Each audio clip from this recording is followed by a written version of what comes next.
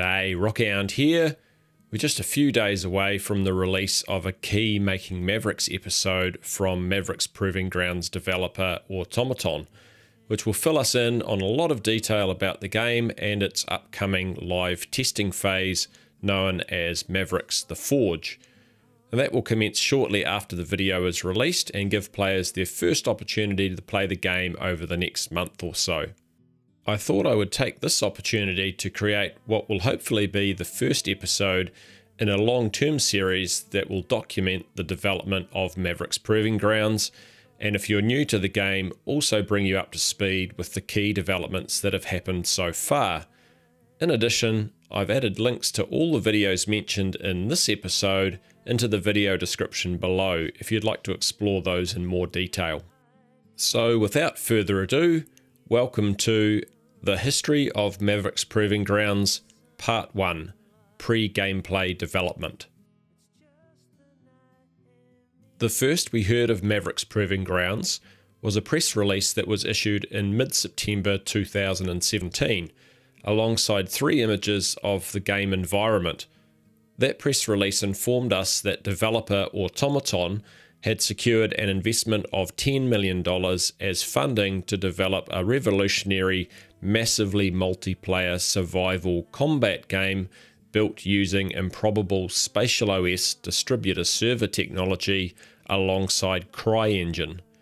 At that stage, the game was simply known as Project X. Automaton is a game development company with around 30 staff, and it's headed up by a young entrepreneur called James Thompson. A Cambridge University first-class computer science graduate, James made a name for himself and reportedly his first $1 million at age 17 by creating the RuneScape tool RSBuddy. In the press release, James commented that this project delivers an unprecedented fidelity and scale of world simulation and complex interactions between authored and player-driven content. The press release actually gave us much of the information we now know about Mavericks even up to this point, noting that it would include 1,000 concurrent players occupying a huge 12 kilometer by 12 kilometer explorable, graphically realistic and highly dynamic environment, enabling advanced tactical gameplay. It talked about the game having strong character progression, social hubs, and global-scale, player-driven narrative that will shape a unique MMO experience.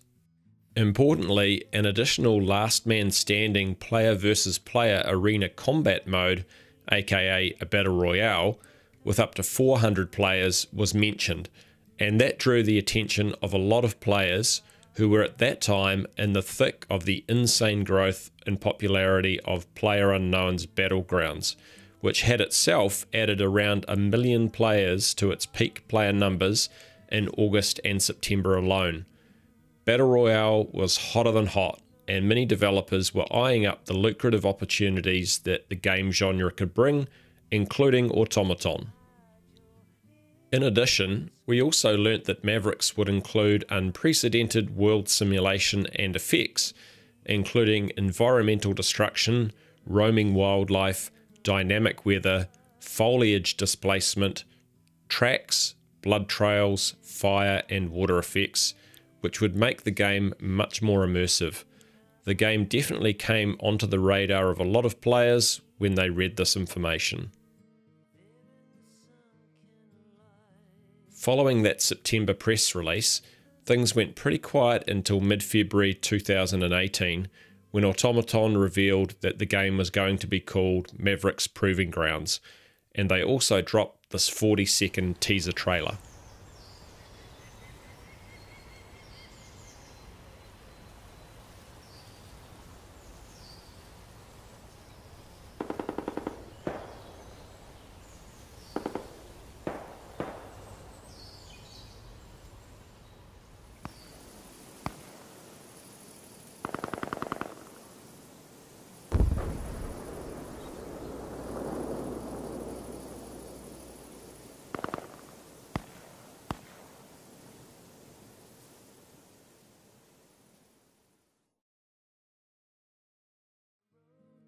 That teaser was our first proper look at the Mavericks game environment and showed us that the devs were aiming to produce a world that had a much higher level of fidelity and realism than anything we'd pretty much seen from a large-scale open-world tactical shooter before. In conjunction with the teaser trailer, Automaton made an appearance at the PC Gamer Weekender event held in the UK, where James Thompson gave an interview and a presentation with a question and answer session. During that, he provided quite a lot of details about Mavericks, including that the game would potentially allow for over 1,000 players to take part in an individual Battle Royale session, and how Improbable's SpatialOS software would allow multiple servers, or workers as they're known under SpatialOS, to spread the workload of running the game with high player numbers. Around the same time as the PC Gamer Weekender event, the first Mavericks website was set up, which allowed players to register their interest in being part of closed beta testing for the game down the track. In early March, the Mavericks Discord was set up and has since become a popular hangout for players, and the developers, including James, pop in there from time to time to chat as well. In late March, Automaton released a video which informed us that they would be providing a series of developer diary videos, giving us an awesome insight into development of the game and sneak peeks of gameplay and the Mavericks world.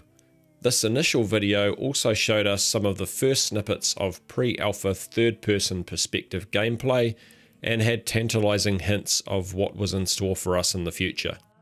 About a week later, they released their first short developer diary, which would later be renamed the Making Mavericks series, in which we met some of the key developers for the first time and got to hear their view of what Mavericks was all about. To describe Mavericks, I'd say, yeah, it's the open world MMO shooter, the modern version, if you like. So if you took the expectations of Destiny, the finesse and fidelity of Call of Duty as a shooter, and those more persistent experience that we've all had in MMOs such as RuneScape and World of Warcraft, and we smash them together. That's really where we see Mavericks. So it's a way of getting away from those traditional boundaries of the technology and the performance of the game, and those things they don't constrain us anymore. The Proving Grounds are a whole world, a sort of dynamic experience that goes beyond just the session, and not only has persistence and social hub and progression, but also that the fact that it's in a world that's higher fidelity and is more dynamic and means more, just really brings the entire experience to a completely different level. We also saw additional pre-alpha gameplay footage, including our first look at what's likely to be a Mavericks signature animation, with a player shooting a gas bottle next to a wooden shack and blowing it up. After that first Making Mavericks episode came out, Automaton announced that they would hold question and answer sessions between each Making Mavericks episode, and those were to be known as the round table videos. This was an opportunity for the community to ask questions that related to the most recent Making Mavericks episode. This was a hugely positive step and showed that the devs were keen to communicate well with the player community. And even right from the very first question, we knew we were going to find out things that we all wanted to know. Cool. Okay, so first questions, I want to address some ones that are just really big community questions I keep hearing. I'm not going to attribute this to a specific person, but there are a ton of people asking this, so let's put it to death. Will there be a first-person perspective in this game? Yes. Yeah? Okay, so Mavericks has a first-person perspective. Yeah. Cool. We were focusing on the third-person perspective for the social areas, so when you're not really, not playing, you're part of the, in the social hub, trading, interacting with other players, that's when it makes sense to see your character. You can see your stuff and show off a little bit and look what you've earned and that kind of thing. So that's actually why we sort of focused on developing more of the third-person sort of animations out first. Not only that, but because also you're always going to see them as a different player looking at that player. Right. But first-person mode is, in a way, we sort of see it as a more primary mode even, but we have support for both. Okay. When it comes to shooting, which is, like I said, one of our biggest priorities, first-person we see is where it's at. This Q&A session also gave the devs the opportunity to announce that the E3 Expo, held in mid-June of 2018 in Los Angeles, would be a big reveal event for them. In mid-April, James Thompson presented at the EGX Rezzed event in the UK, where he mostly talked about how SpatialOS would allow them to have many entities tracked across the map, including footprints that could be tracked by other players and fire propagation. His talk was accompanied by some new pre-alpha gameplay that included a player blowing up gas bottles by shooting them. The character animations in this gameplay looked a little clunky, and we would later find out that these were placeholder animations that were going to be replaced down the track. Just a few days after the EGX presentation, we got another Making Mavericks episode. We definitely saw a very high level of communication from Automaton during this time. This episode was about SpatialOS and included an interview with Rob Whitehead, who is the Chief Technical Officer of Improbable. To fill you in on Improbable a little more, the company was founded in 2012, also by graduates of computer science from Cambridge University, and since then has grown to around 300 employees, with offices in London, San Francisco, Guangzhou, and Washington DC. Recently, the company was valued at over $2 billion, and they have become a significant player in the gaming industry, with SpatialOS attracting a lot of interest from investors. SpatialOS developed out of the founders asking fundamental questions like, why do multiplayer games only have 32, 64, or 100 players? Why can't they be massive with many more players and thousands of AI? They quickly realized that using a single server was the problem, and that being able to combine the power of multiple servers was the key to massive scale. The job of SpatialOS, therefore, is to allow different servers to each look after different parts of the world and then stitch all that information together so that you can see or shoot other players over long distances or track millions of entities on a map seamlessly. In this Making Mavericks episode, we also met Jord Fox, VP of Engineering at Automaton, who talked about how Automaton's goal is to create a game where each player's impact on the world is persistent and will allow other players to see where they've been and make tactical choices based on those observations. SpatialOS would allow them to keep that information right across the world without impacting gameplay quality negatively through drops in server performance. Jord also talked about the importance of stress testing the game at different scales in order to understand how much SpatialOS would need to scale up and down under different workloads, like when a large number of players end up in one area of the map. We would later learn that this stress testing required a change in plans for when and how the first players would get to access Mavericks Proving Grounds. In the roundtable episode that followed the SpatialOS Making Mavericks episode, the devs talked for the first time about how players would enter the Mavericks world. Now, while they didn't give away any specific details about this, they did say that the process would be a key differentiator between Mavericks and other Battle Royale games, and would involve landing from the sky by some form of falling flight. The only extra bit of information we learnt about this since then was from James Thompson in the Mavericks Discord, when he mentioned that the process involves a companion drone, but he didn't elaborate further than that. The devs also confirmed that a Battle Royale standard of a shrinking circle play zone of some kind would be used. However, recently they announced a major alteration of some kind to their Battle Royale mode, so this may have since changed. The roundtable was also an opportunity for the devs to discuss cheating, and they talked about how SpatialOS will allow them to analyze a considerable amount of data coming from your PC, so they are able to look at even very subtle cheats. And James Thompson went on to say that he feels that they are in a much stronger position to prevent cheating than any other Battle Royale to date. A pretty strong statement.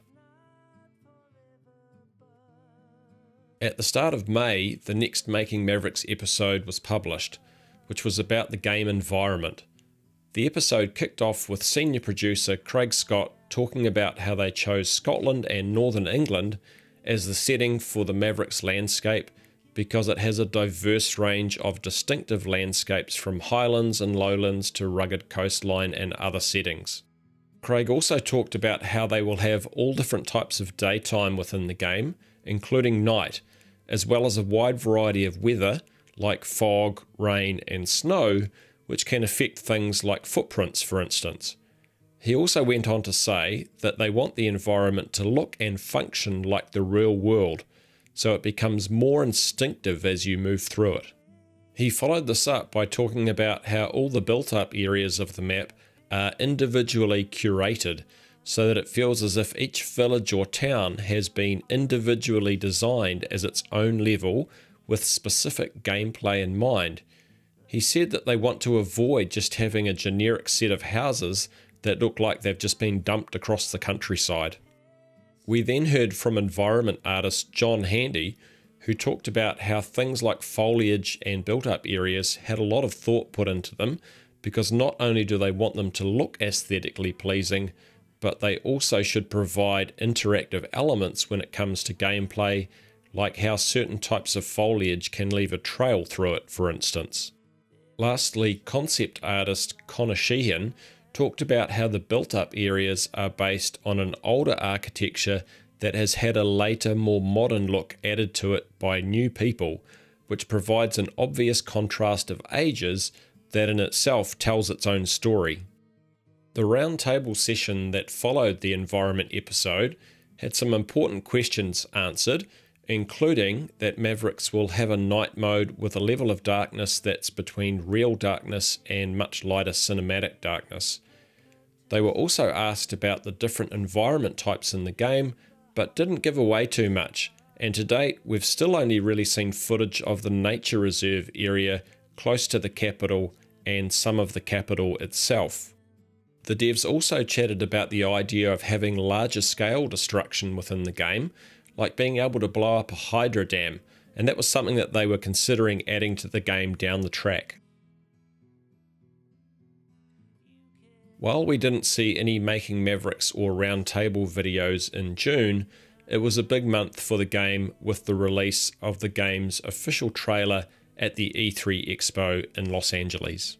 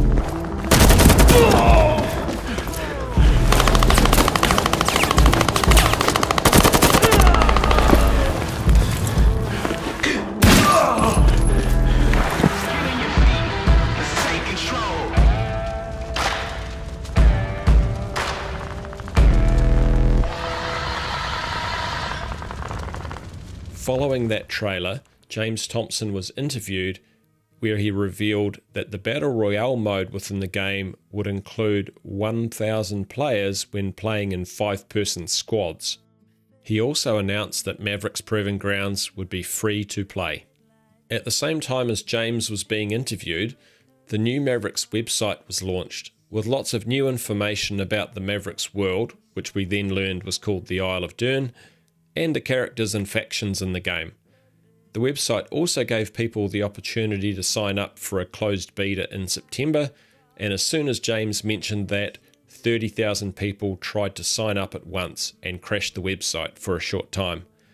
Once it was back up, the 100,000 spots for that closed beta filled up within 2 days. We also found out that there would be a Founders Pack available a few days later, and that would provide 50% off 12 months of citizenship, which normally costs $5 a month or $60 a year. Citizenship is going to be the game's subscription service that provides access to all trading options within the game, as well as a bunch of items like cosmetics. In addition, being a founder gave access to the earliest closed beta, which at the time was scheduled to kick off at the end of August. Later on at E3, James Thompson and Bill Roper, Chief Creative Officer at Improbable, were interviewed, and James talked about how players would enter the Mavericks world through the social hub, which would also provide them a fully fledged in-game economy where they could auction items or trade and socialize with each other. This also led to discussion about how Mavericks is much more than a battle royale, and that they see the MMO part of the game, where there would be up to 1,000 players in the world at any one time, as being equally as important. James went on to talk a little bit about the 4 factions that would be included in the game that players can progress towards joining, and further information was given about those on the website as well. During the interview, some pre-alpha gameplay footage was shown that, when seen by the community, received mixed responses. Most people thought the environment looked great, but some were concerned that the player animations and gunplay looked a bit clunky. The devs noticed that response, and senior producer Craig Scott would address those concerns at the next opportunity. And that opportunity came 3 weeks later with the next Making Mavericks episode, which focused on character design. You know, we have had feedback on the animation. People have seen pre-alpha and alpha gameplay, and we agree, the animation isn't necessarily up to snuff. We want to push that. We started for the trailer, you'll see there's a lot of mocap in that. With that, we took a bunch of test mocap animations, started applying to the characters. Like, okay, this is instantly looking better. We can now have our own mocap rig in the studio. So we see a lot of men wandering around with you know, tight lycra on. So we're starting to mocap all our animations. So the animations you're seeing right now aren't the final animations for the game. Hopefully we'll be able to show more of that soon. But if you see the quality that's in the E3 trailer, that's where we're heading, game animation quality wise. In addition, around the same time as the Making Mavericks episode, James Thompson dropped into the Mavericks Discord and wrote that the gameplay that we had seen up to that point was literally pre-alpha demos that looked nothing like Mavericks quality. Now, we're yet to see those updated animations, but that should happen very soon.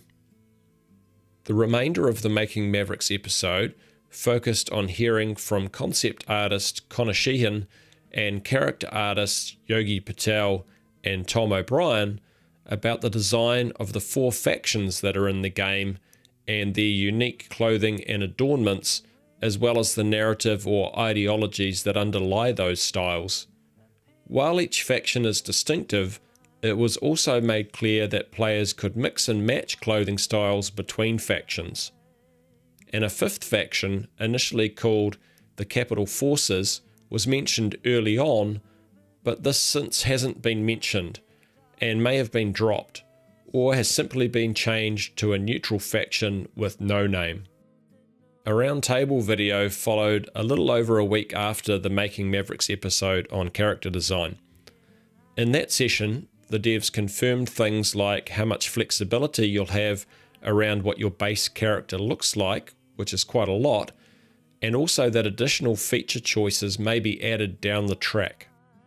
They also talked about progression being displayed on the body and spray icons allowing you to leave your mark on the map, and went on to discuss the in-game economy, which they want to be extensive, although some aspects of trading were left a little unclear, like the exact way that real-world money and the game economy are separated.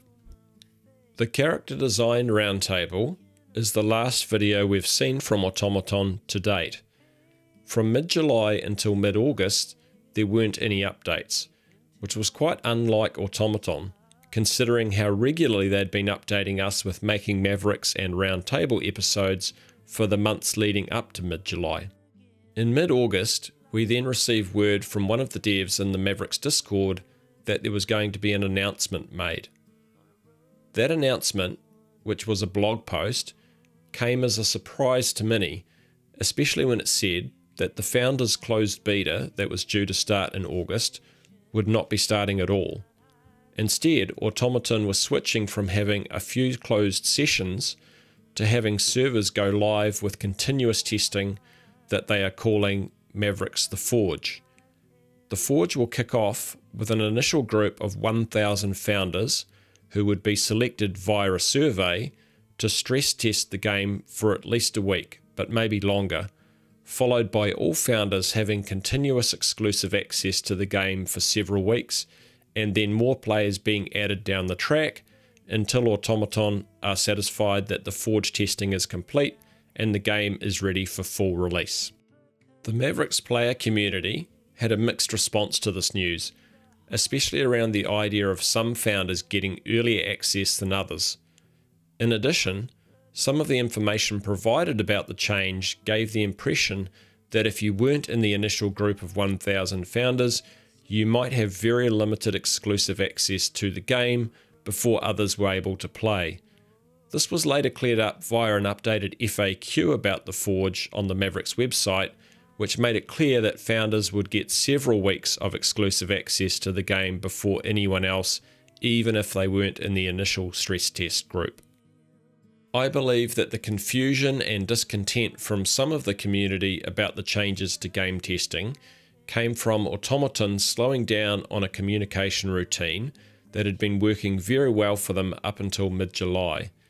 The lack of videos for a month, followed by a blog post for what was an important update, was in my mind a step away from the quality and personal nature of Automaton's communication with players, especially when compared with the Making Mavericks and Roundtable episodes they'd provided in the past. Having said all that, we now await a special Making Mavericks episode that will be released on August 29, and hopefully that will see the start of Automaton's communication being back like it was earlier in the year. Very soon now, we will be stepping into a new part of Mavericks Proving Grounds history, as we finally get to play the game for the first time and see if James Thompson was correct in saying that this project delivers an unprecedented fidelity and scale of world simulation and complex interactions between authored and player-driven content. I know there are a lot of people out there that have high hopes that James is right, as do I. I think that so far, Automaton have shown that they are on the path to creating something very special, and I'm looking forward to seeing what they have to offer us in a few days' time. I'm also looking forward to creating part 2 of this series. Now, I don't know when that will be, but maybe at the end of next year before the MMO part of the game takes full flight. That might be the right time.